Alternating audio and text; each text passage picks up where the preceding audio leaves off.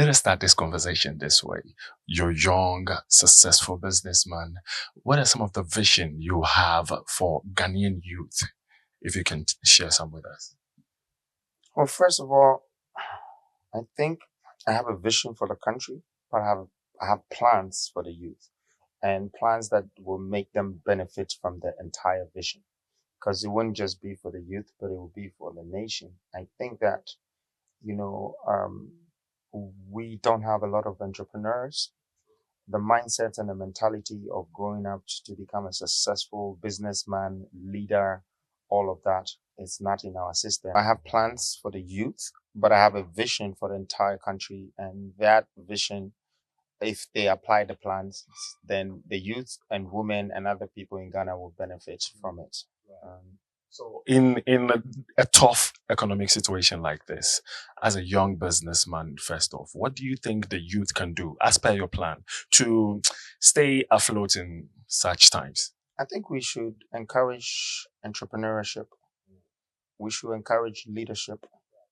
We should encourage the youth to understand investment and development, at a very early stage of their lives. And I think the government has not abandoned them, but has not paid a lot or enough attention to their well-being in terms of succession plan for what they're going to be in future. So it's affecting the entire economy because if you don't have a lot of successful people in your country or people that understand entrepreneurship, you are going to just have a bunch of workers or staff and the people who are entrepreneurs, if they're not from your country, then obviously they're taking a part of the economy out of the country.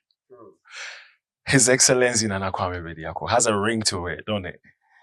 What do you think you can do different if you were given the mandate as president of Ghana? I think first of all, I think I'm probably known for uh, funds management. I am very good at managing funds and I'm good at investing the funds and looking at the returns. I'm good at expansion, exponentially.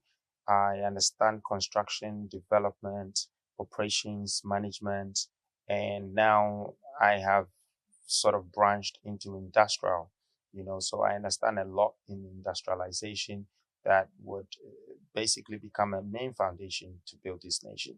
Without us manufacturing our resources, we can't create hundreds of thousands of jobs amongst ourselves.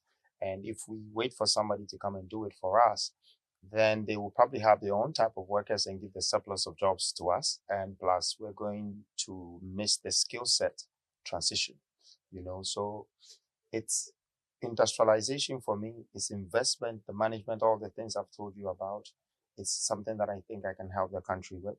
Then giving back to the nation, which is the equity, what belongs to them. I think that the fair share of what belongs to us is not being distributed right because, somebody can come from Goso or Bogoso or one of these regions and then they have found lithium.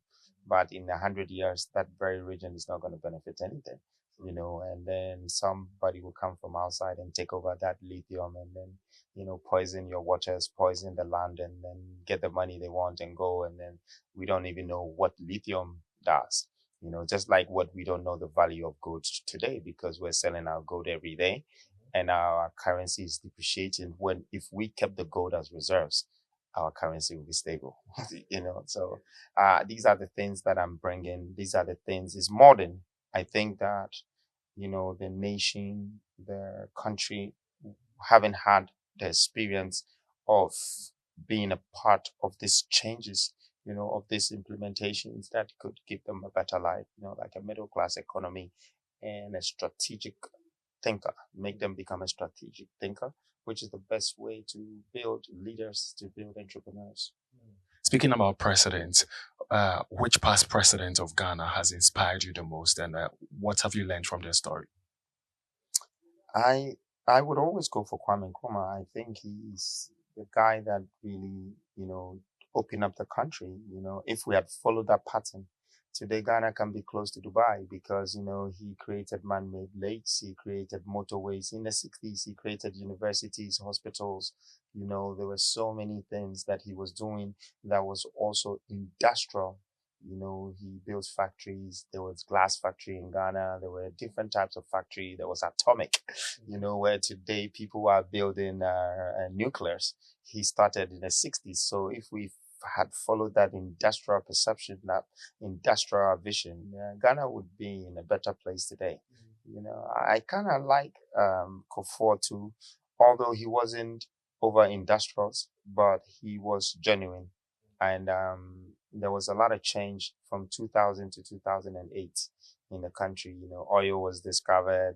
Ghana won the World Cup for the first time under 18. The economy was growing. There were things happening. So I kind of like, and not to say the rest of the presidents are totally bad, but I just think that it was difficult for them, in their times of reign. It could be many reasons why they didn't do well, but my first one is Kwame Nkrumah. Lastly, before you go, entertainers are concerned because it seems almost all the interviews you go or you grant, you speak more about other policies and not say your vision you have for entertainers, but you will want to know that you really love entertainment. You've been to almost all the big events that happen in Ghana.